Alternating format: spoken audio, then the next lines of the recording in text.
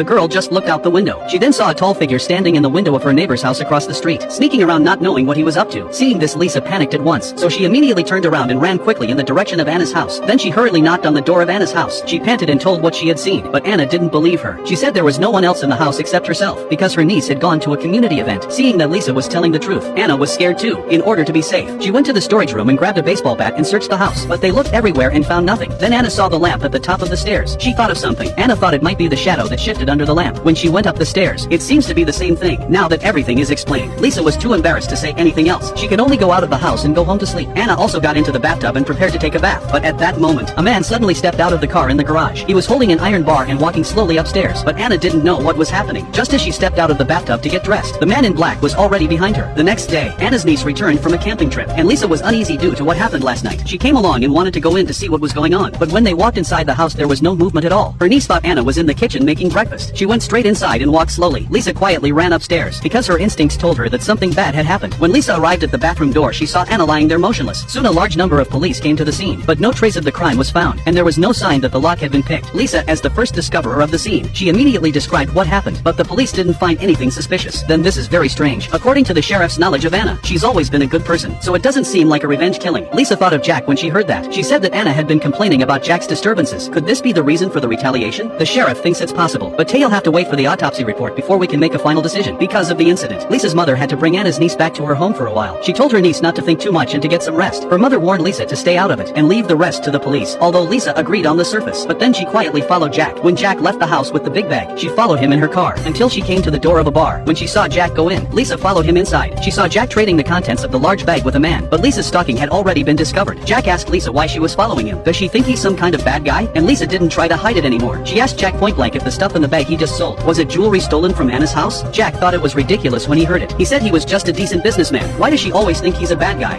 It's just that business has been slow lately. That's why he came here to sell some tools he doesn't use often. Although she didn't know if what Jack said was true or not, Lisa was too embarrassed to ask any further questions. Soon came the next morning. The autopsy report came back from the police. They said Anna was killed by a blunt object to the brain. But from the scene, doors and windows were intact. That's why the police suspected her niece first, because Anna had $4 million in assets, and the niece was the only family she had. But through the investigation, Anna's niece had an alibi for that night, so the niece was eliminated as a suspect. After the police left, Lisa opened her camera and looked through the photos of her neighbor Anna.